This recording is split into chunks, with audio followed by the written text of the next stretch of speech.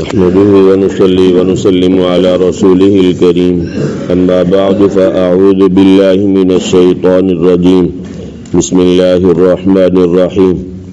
آیت نمبر 17 سے ہے وحشر لسلیمان جنوده من الجن والانس والطیر فهم یوزعون حتى اذا اتوا على واد النمل قالت نملة يا أيها النمل ادخلوا مساكنكم لا يحطمنكم سليمان وجنوده وهم لا يشعرون فتبسم ضاحكا من قولها وقال رب أوزعني أن أشكر نعمتك التي أنعمت علي وعلى والدي وأن أعمل صالحا ترضاه وادخلني برحمتك في عبادك الصالحين. صدق الله العظيم وبلغنا رسوله النبي الكريم ونحن على ذلك لمن الشاهدين والشاكرين والحمد لله رب العالمين. اللهم صل على سيدنا محمد النبي الأمي وعلى آله وبارك وسلم.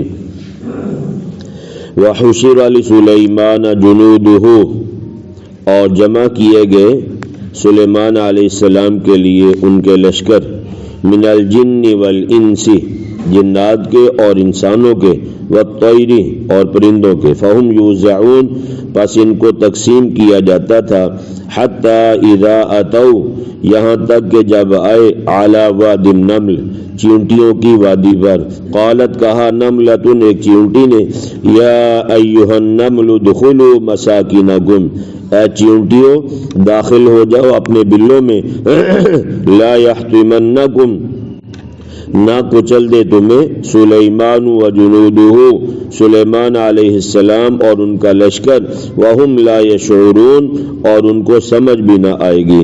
فتبسم، پس وہ مسکرائے، ضاحکن، ہنستے ہوئے، من قولہا، اس چیونٹی کی بات کی وجہ سے، وقال، اور کہنے لگے سلیمان علیہ السلام، رب اوزعنی، اے میرے پروردگار مجھے توفیق عطا فرما، ان اشکر نعمتک، کہ میں شکر ادا کروں تیری نعمت کا، التی انعمت علی، وہ جو آپ نے مجھ پر انعام کی ہے، وعلی والدی، اور میرے ماں باپ پر انعام کی ہے، وان اعمل صالحا، اور یہ کہ میں ایسا نیک کام کروں، ترضاہ، جس کو آپ پسند کریں، وادخلنی، اور داخل کر مجھ کو، برحمتک، اپنی مہربانی کے ساتھ، فی عبادک الصالحین، اپنے نیک بندوں میں. عزیزان گرامی، 19واں سپارہ سورۃ النمل، آیت نمبر 17 سے 19 تک، یہ چند آیات کا ترجمہ آپ حضرات کے سامنے کیا ہے. حضرت سلیمان علیہ السلام کے ان کا تذکرہ چل رہا تھا کہ اللہ تبارک و تعالی نے ان کو کیا کچھ عطا فرمایا. تو حضرت سلیمان علیہ السلام کو اللہ نے نبوت کے ساتھ ساتھ بادشاہت بھی عطا فرمائی تھی، اور ایسی بادشاہت جو اللہ نے بعد میں کسی اور کو عطا نہیں کی. جنات آپ کے ماتحت اور تابع تھے، اور انسانوں کے اوپر آپ کی حکومت تھی، اور اس کے ساتھ ساتھ جو یعنی پرندے ہیں ان کے اوپر بھی سلیمان علیہ السلام کی بادشاہت تھی. سلیمان علیہ السلام کو اللہ تبارک و تعالی نے جانوروں کی بولیاں سکھلائی تھی. یہ علم عطا کیا تھا کہ ہر پرندے کی جو بولی تھی حضرت سلیمان علیہ السلام سمجھ لیتے تھے. وحشر لسلیمان جنودہ، اور جمع کیے گئے سلیمان علیہ السلام کے لیے لشکر، من الجن والانس، جنات کے اور انسانوں کے، والطیر، اور پرندوں کے، فہم یوزعون، ان کو الگ الگ جماعتوں میں تقسیم کیا جاتا تھا. جیسے فوجی دستے آپس میں تقسیم کیے جاتے ہیں، کسی کو کسی طرف لگا دیا جاتا ہے، کسی کو کسی طرف لگا دیا جاتا ہے. اسی طرح سلیمان علیہ السلام نے فوج کو حکم دیا کہ ہم نے علاقے میں مارچ کرنی ہے، وہاں پہنچنا ہے. بعض کہتے ہیں طائف کی طرف جانا تھا، اور اکثر حضرات فرماتے ہیں کہ یہ لشکر چلا تھا یہ شام کے علاقہ میں جانا تھا. تو سلیمان علیہ السلام اپنی قیادت میں لشکر کو لے کر چل پڑے، حتی اذا اتوا علی وادی النمل، یہاں تک کہ پہنچے چیونٹیوں کی ایک وادی میں، ایسے میدان میں یا ایسے راستے سے گزر کے جانا تھا جہاں پر چیونٹیوں کی بہت زیادہ بلیں اور سوراخ تھے۔ تو وہاں کیا ہوا، قالت نملۃ، ایک چیونٹی بولی اپنی چیونٹیوں سے کہ یا ایھا النمل ادخلوا مساکنکم، اے چیونٹیوں داخل ہو جاؤ اپنے گھروں میں، اپنے سوراخوں اور بلوں میں، کیوں، لا یحطمنکم سلیمان وجنودہ، نہ کچل دے تمہیں سلیمان علیہ السلام اور ان کا لشکر، وہم لا یشعرون، اور ان کو خبر بھی نہ ہو، ان کو تمہارے ساتھ کوئی عداوت نہیں ہے، سلیمان علیہ السلام اور ان کے لشکر کو تمہارے ساتھ کوئی دشمنی نہیں ہے، لیکن یہ کہ تمہارا چھوٹا سا وجود ہے وہ اپنے لے میں جا رہے، اپنے معاملات میں جا رہے ہیں، تم ان کے پاؤں کے نیچے کچھ نہیں جاؤ گی، تو فوراً اپنا انتظام کر لو کہ اپنے بلوں میں داخل ہو جاؤ۔ تو بہرحال یہ کہ بعض مفسرین نے اس چیونٹی کا نام منذرہ لکھا ہے، تو بہرحال یہ کہ یہ سردار بھی تھی اور ایک پاؤں سے یہ لنگڑی بھی تھی، بہرحال یہ کہ اس کے دل میں اپنی برادری کے لیے ہمدردی پائی جاتی تھی، ورنہ دیکھا تھا خود چلی جاتی، بلوں میں گھس جاتی۔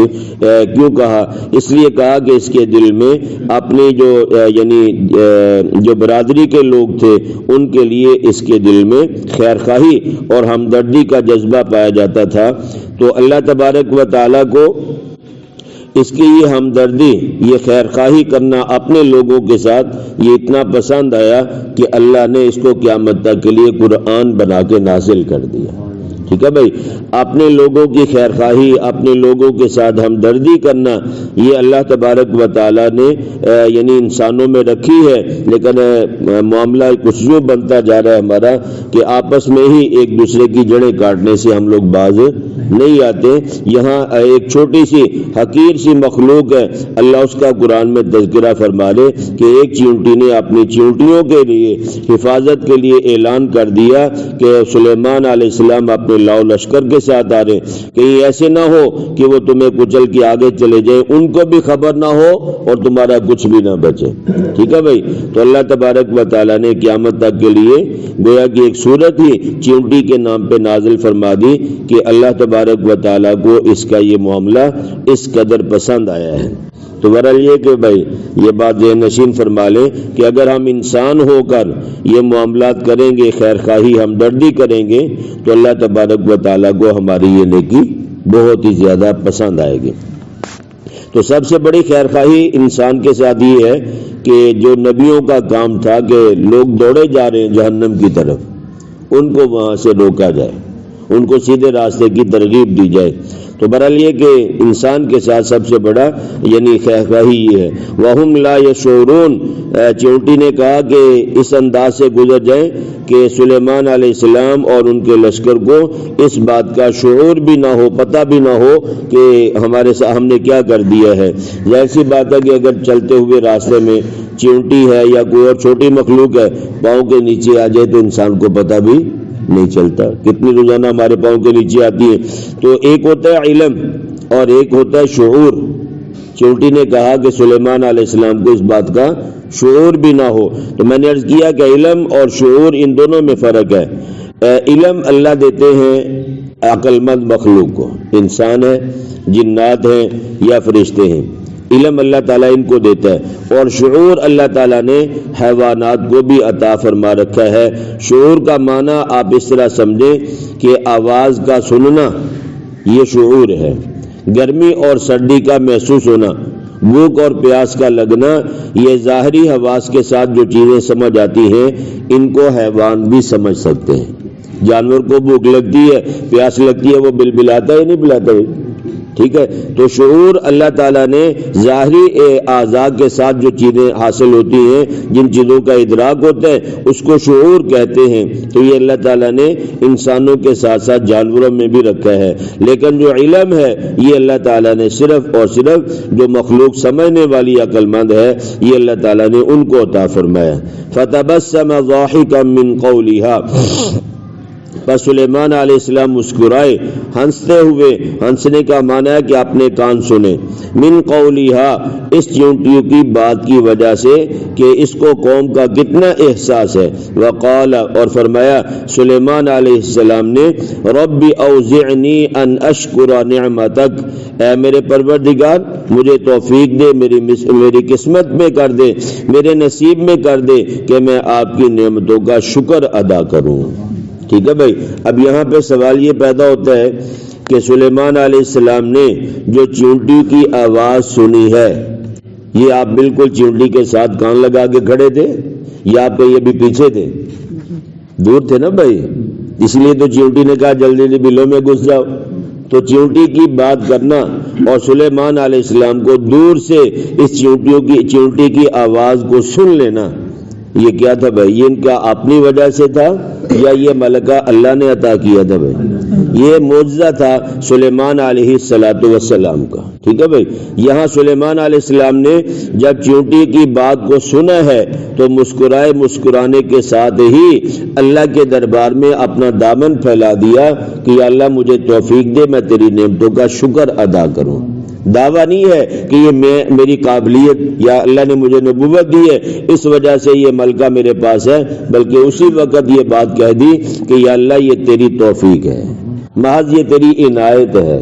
ٹھیک ہے جی، تو پیغمبر ہے وقت کے، تو وہ ان کا بھی یہ دعویٰ نہیں ہے کہ میں خود کر سکتا ہوں، بلکہ وہ یہ کہتے ہیں یا اللہ یہ تو نے مجھے عطا کی ہے نعمت، اس نعمت کا شکر ادا کرنے کی مجھے توفیق نصیب فرما۔ تو مجھے اور آپ کو بھی اگر کوئی نعمت حاصل ہوتی ہے نا بھائی، تو وہ خاص اللہ کی عنایت ہے، اس میں میری اور آپ کی کوئی قابلیت نہیں ہے۔ تو مجھے اور آپ کو بھی قدم قدم پہ اللہ تعالیٰ کا شکر ادا کرنا چاہیے۔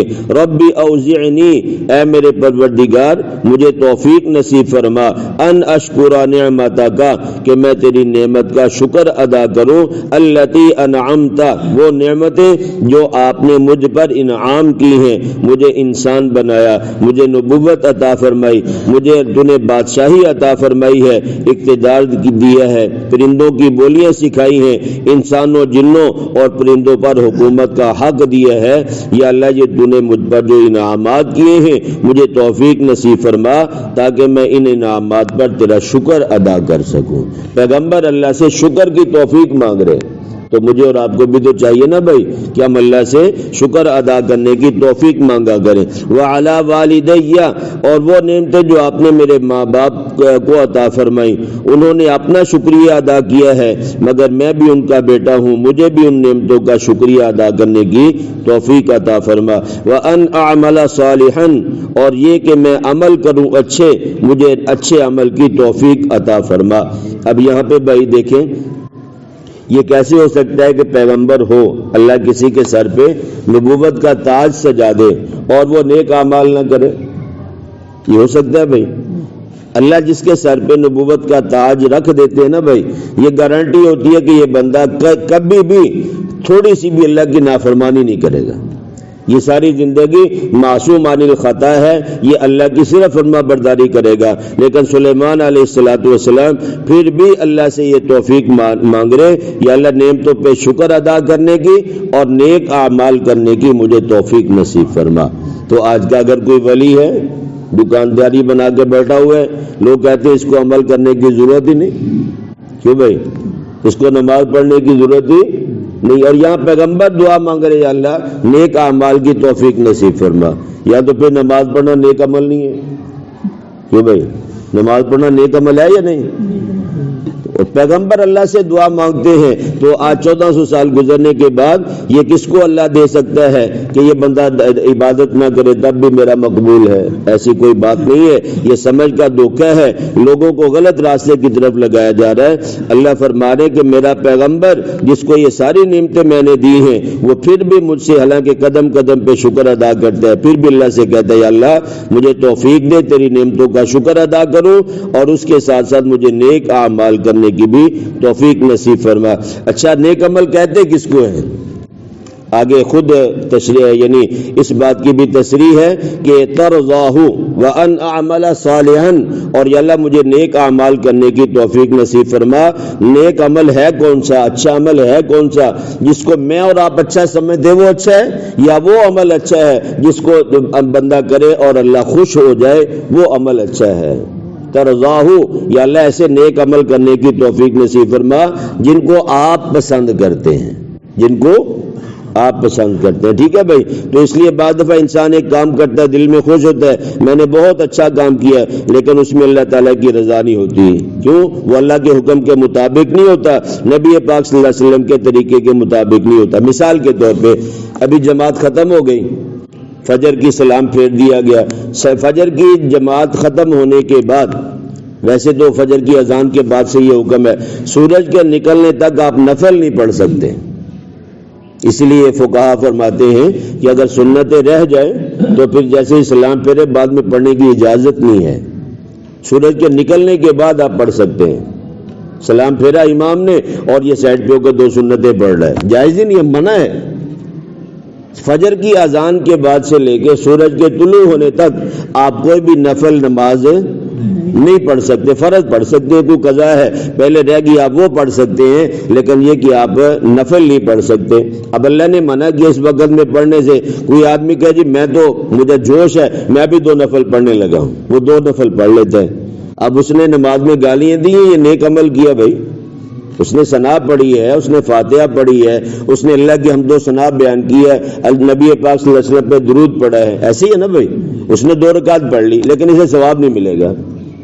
وجہ یہ ہے کہ اس وقت اللہ کا حکم نہیں ہے، اس وقت نبی پاک صلی اللہ علیہ وسلم کا عمل نہیں ہے۔ ٹھیک ہے بھائی، تو نیک عمل وہ ہے جس پہ اللہ اور اس کے رسول کی رضامندی کی مہر ہوگی۔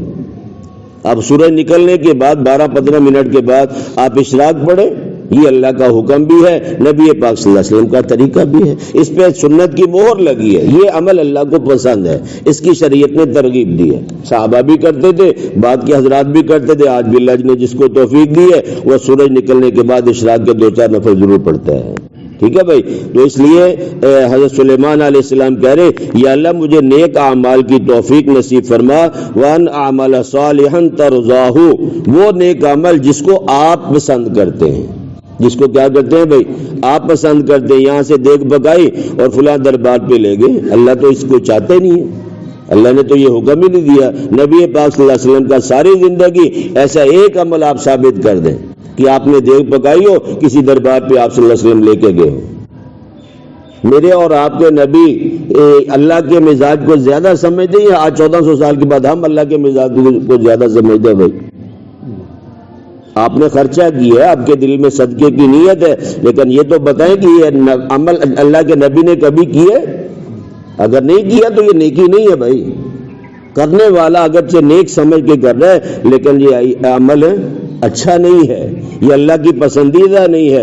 حضرت عبداللہ ابن عمر رضی اللہ عنہما، حضرت عمر کے صاحبزادے ہیں، ایک آدمی کو چھینک آئی ان کے سامنے، اس نے کہا الحمدللہ والسلام علی رسول اللہ، الحمدللہ والسلام علی رسول اللہ، اللہ کا شکر ادا کیا۔ حدیث مبارکہ میں آتا ہے جب چھینک آئے تو چھینکنے والا کیا کہے بھائی؟ الحمدللہ، اتنا لفظ ہے، اور سننے والا جواب میں کیا کہے؟ یرحمک اللہ۔ ٹھیک ہے بھائی، تو حدیث مبارکہ میں یہ الفاظ ہیں۔ تو اس آدمی نے الحمدللہ بھی کہا اور نبی پاک صلی اللہ علیہ وسلم پہ سلامتی کی دعا بھی کر دی کہ والسلام علی رسول اللہ، کہ سلامتی ہو نبی پاک صلی اللہ علیہ وسلم پر۔ حضرت عبداللہ ابن عمر رضی اللہ عنہما صحابی رسول ہیں، اس آدمی کا بازو پکڑا اور فرمایا سنو، اس آدمی کا بازو پکڑ کے فرمایا سنو، وَأَنَا أَقُولُ، میں بھی اس بات کا قائل ہوں کہ وَالسَّلَامُ عَلَى رَسُولِ اللَّهِ، کہ اللہ کے رسول پہ سلامتی ہو، اس بات کا قائل میں بھی ہوں۔ بس پہلے صحابی نے یہ بات بتائی کہ اللہ کے نبی پہ سلامتی کی دعا کرنا جائز ہے، لیکن اس کے ساتھ فرمایا کہ اس مقام پر میں نے یہ الفاظ اللہ کے نبی صلی اللہ علیہ وسلم سے نہیں سنے۔ الحمدللہ تو میں نے سنا ہے، لیکن اللہ کے نبی نے یہ بات ارشاد فرمائی ہے کہ چھینک آئے تو الحمدللہ کہو، لیکن والسلام علی رسول اللہ یہ اللہ کے نبی سے اس مقام پہ چھینک کے موقع پہ میں نے نہیں سنا، لہذا آئندہ سے یہ الفاظ تم نے نہیں کہنے۔ آپ کیا کریں بھائی، والسلام علی رسول اللہ، اللہ کے نبی پہ سلامتی کی اگر کوئی بندہ دعا کرتا ہے تو یہ ناجائز اور حرام تو نہیں ہے نا بھائی؟ لیکن صحابی رسول کیوں منع کر رہے ہیں کہ اس موقع پہ اللہ کے نبی سے یہ الفاظ سنے نہیں ہیں؟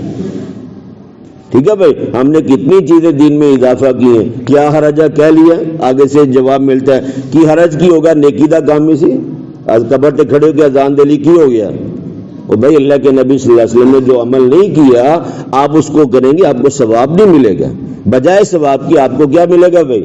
گناہ ملے گا، اس لیے کہ اللہ کے نبی صلی اللہ علیہ وسلم کا وہ طریقہ اس موقع پہ نہیں پایا جا رہا۔ تو صحابی رسول نے اس کا بازو پکڑ کے متنبع کر کے کہا کہ والسلام علی رسول اللہ کا قائل میں بھی ہوں، لیکن اس موقع پہ چھینک کے موقع پہ نبی پاک صلی اللہ علیہ وسلم سے میں نے صرف الحمدللہ کا لفظ سنا ہے، اور اس سے زیادہ ہم نہیں کہیں گے، اور آئندہ سے تم نے بھی نہیں کہنا۔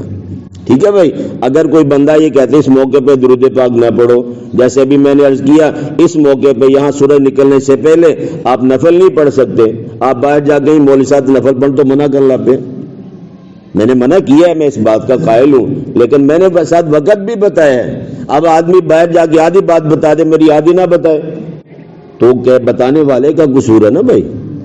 اللہ کے نبی صلی اللہ علیہ وسلم نے اس وقت میں نفلی عبادت سے کیا کیا بھائی؟ منع کیا۔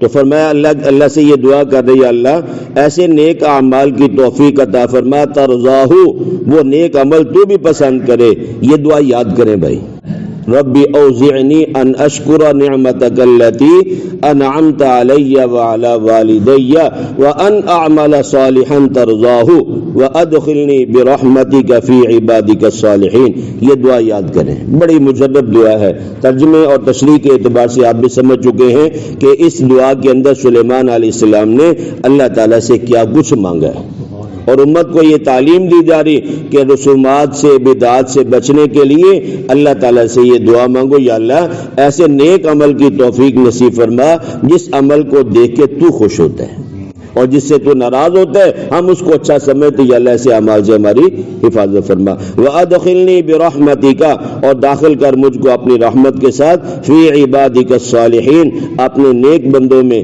میرا شمار اپنے نیک بندوں میں فرما۔ سلیمان علیہ السلام کی یہ دعا ہے۔ ٹھیک ہے بھائی، اللہ تبارک و تعالی مجھے اور آپ کو